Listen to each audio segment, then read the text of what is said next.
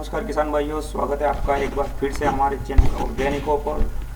तो आशा करता हूँ पिछली बार के वीडियोज आपको पसंद आए होंगे। काफ़ी लोगों ने सब्सक्राइब भी किया है, लाइक किया है, शेयर किया है, बहुत बहुत धन्यवाद। तो किसान भाइयों, जैसा कि हम सब जानते हैं मिट्टी हमारे लिए बहुत ज़्यादा उपयोगी है। तो मिट्टी के महत्वपूर्ण होने के दो विषय हैं।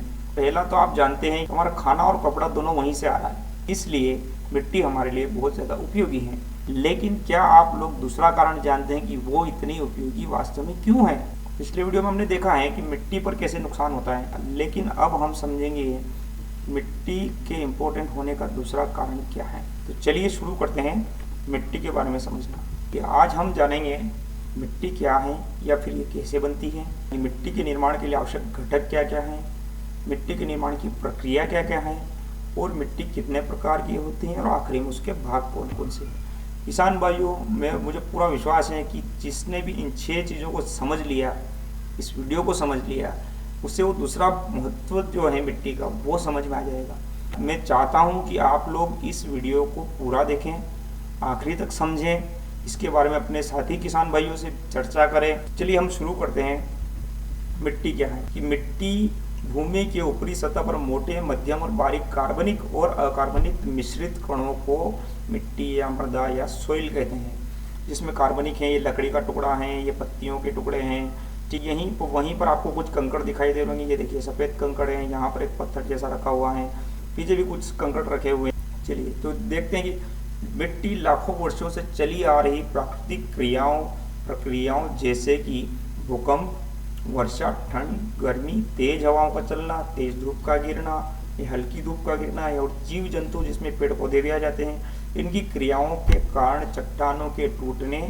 और आपस में रगड़ के कारण चट्टानों के बारीक बारीक कणों में क्षरण होना और प्रकृति में मिलना, इससे बनती है मिट्टी। लाखों वर्षों से चली आ रही प्राकृतिक प्रक्रियाओं की वजह से मिट्टी बनती है। मिट्टी ऐसा नहीं है कि कोई 10 साल में, 20 साल में, 50 साल में, 100 साल में बन गई हो। आवश्यक घटक क्या क्या है इसके बनने के? वो है पैतृक सामग्री। किसी भी चीज़ को बनाने के लिए कोई बेस मटेरियल चाहिए, तो यहाँ पर बेस मटेरियल पैतृक सामग्री चट्टाने हैं। जलवायु में आपका आ जाता है बारिश गिरना, तापमान बढ़ना, तापमान घटना, उसके अलावा आपकी तेज हवाएं चलना, जिससे कि कंकड़ पत्थर आपस में लुढ़क के जाना, रगड़ लगना। तलरूप ये टोपोग्राफी है, उबड़ खाबड़ जमीन है, घाटियाँ हैं, नदियाँ हैं, इन सब की वजह से मिट्टी को बनने में सहायता मिली। उसके बाद आता सूक्ष्म जीवों ने बहुत बड़ा रोल प्ले किया है। सबसे आखिरी लेकिन सबसे ज़्यादा महत्वपूर्ण भाग है, घटक है समय। इसे बनने में लाखों वर्ष लगते हैं, मिट्टी को बनने में। इसलिए किसान भाइयों, मिट्टी हमारे लिए बहुत ज़रूरी है। तो हमें दोनों कारण समझ में आ गएंगे, मैं विश्वास करता हूँ। पहला कारण क्योंकि उस पर हमारी खेती होती है, वो हमारा आधार है, मानव जीवन का आधार है, इसलिए वो आवश्यक है। दूसरा कि उसको बनने में बहुत समय लगता है, इसलिए मिट्टी बहुत ज़्यादा महत्वपूर्ण हो जाती है। इसके बाद हम देखते हैं कि 1 इंच ऊपरी मिट्टी को बनने में 1000 साल लगते हैं। मतलब अगर आप 15 इंच मिट्टी पर काम कर रहे हो, मतलब लगभग 15,000 साल में बनी मिट्टी को हम लोग 50 साल या 100 साल में ख़त्म कर दे रहे हैं। ठीक है, तो इसके निर्माण की प्रक्रिया को अब हम समझ लेते हैं। आधारभूत चट्टानें टूटती हैं और महीन कण ऊपर की ओर बच जाते हैं, मतलब ये कंकड़ पत्थर, इसे हम कहते हैं अपरिपक्व मिट्टी, जिसे कि 100 साल लगते हैं। फिर उसके बाद आता है जैसे जैसे पौधे और वन्य जीव मरते हैं, कार्बनिक पदार्थ बनता है और उसका जमाव बढ़ता जाता है, इसे कहते हैं युवा मिट्टी, और इसमें लगभग 500 वर्ष लग जाते हैं। और फिर आती है परिपक्व मिट्टी, जिसमें कि कार्बनिक पदार्थों की मात्रा बहुत अधिक हो जाती है, और फिर वहाँ पर जंगल, पेड़ पौधे उग जाते हैं और हम खेती कर रहे हैं, इसे कहते हैं परिपक्व मिट्टी, जिसे कि बनने में वर्ष लगते हैं 1000 साल से ज़्यादा। चलिए इसे ऐसे भी समझ सकते हैं कि सोइल बनना कैसे शुरू होती है। पहले चट्टाने हैं, इनमें हल्की फुल्की दरारें पड़ी हैं भूकंप की वजह से या ज़मीन में होने वाली हलचलों की वजह से। फिर पानी आता है, इसमें पानी चला जाता है, फिर धीरे धीरे कुछ सैकड़ों सालों बाद ये मिट्टी टूटकर बारीक बारीक टुकड़ों में टूट जाती है। फिर ये जैविक पदार्थ और बढ़ता जाता है, ये चट्टानें और टूटती जाती हैं।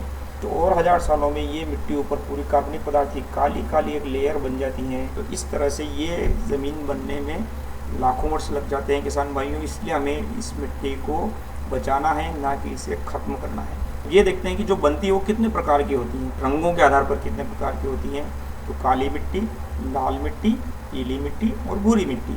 वहीं पर गुणों के आधार पर अगर हम समझेंगे तो दोमट मिट्टी, उसके बाद एक आती है रेतीली मिट्टी, जिसमें हल्के बड़े कण मिक्स होते हैं।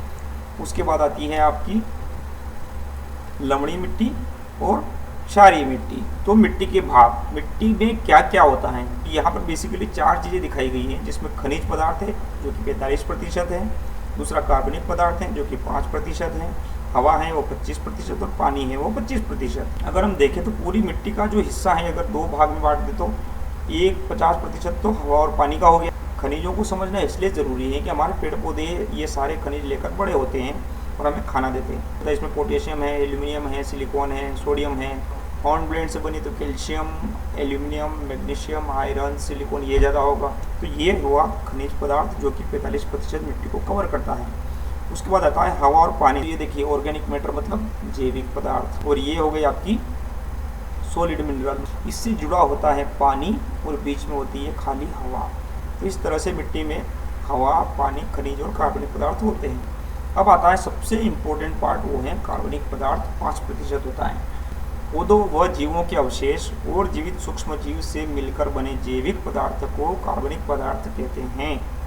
ठीक है किसान भाइयों, किसी भी जीव के बनने का आधारभूत तत्व कार्बन होता है। शरीर में क्या क्या होता है, carbohydrate, lipid, protein, vitamin, nucleic acid, सब कुछ होता है। तो आप देखिए यहाँ पर सबका जो बेसिक एलिमेंट है, इन चीज़ों के बनने के लिए जो चाहिए वो कार्बन कार्बन कार्बन कार्बन, इसलिए इसे कार्बनिक कहते हैं। तो पौधों व जीवों के अवशेष, पौधों व जीवों के शरीर का वो हिस्सा जो ना तो मनुष्य या जानवरों के खाने के काम आए और ना ही उसे बेचकर पैसा कमाया जा सके, तो ऐसे व्यर्थ हिस्सों को हम जैविक अवशेष कहते हैं।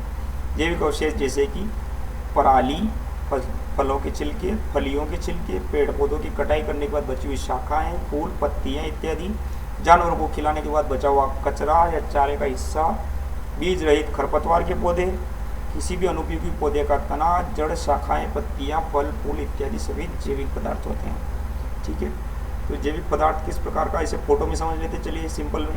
पराली हो गई आपकी, ये किसान का सोना है। मैं शुद्ध भाषा में कहूँ इस कार्बनिक पदार्थ को, ये 5% जो है, अगर एक किसान को सोना चाहिए तो उसे इसे जैविक कार्बन को अपनी मिट्टी में बढ़ाना होगा। स्टोवर्स निकलते वो हो गए, या भुट्टा काटने के मक्का का पौधा काटने के बाद बचा हुआ तना हो गया, वहीं पर केलों के पेड़ पौधे हो गए। ठीक है, ये मंडियों में निकला हुआ ऑर्गेनिक कचरा, सब्जियों का, गन्ने के खेत से निकला हुआ कचरा हो गया, मूंगफली के छिलके, किचन से निकला हुआ ऑर्गेनिक वेस्ट। जानवरों को चारा खिलाने के बाद हमारे अक्सर इस चारे के कचरे को हम लोग यहाँ डाल देते। हमने क्या किया कि पहले पूरे में गोबर डालते थे, हमने आधे में गोबर डालना बंद कर दिया। इसमें हम ये फसलों का जो कचरा होता है वो डालते हैं। जामफल की काटी हुई डाल, प्रूनिंग की थी एप्पल वे की, उसको डाल रखा है। और उसके अलावा नीम के पौधे की डालियाँ काटी थी ताकि वो घना हो जाए। वेस्ट जो झाड़ू पड़ा था, ख़राब झाड़ू, उसके बाद ये नारियल के पौधे के पत्तियाँ वगैरह, ये हम सब एक जगह डाल देते हैं खोल में। इसको यहाँ पर पड़े पड़े 3रा साल है इस साल, ये सड़ के पूरा कार्बनिक ऑर्गेनिक कार्बन बन जाएगा। इसको हम अगले साल उठा कर अपने खेत में डाल देंगे। चलिए, तो यहाँ तक था मिट्टी क्या थी, वो कैसे बनती है, उस मिट्टी के इम्पोर्टेंस होने का दूसरा जो कारण है वो क्या है। और अगला जो वीडियो आएगा उसमें हम देखेंगे कि मिट्टी काम कैसे करती है।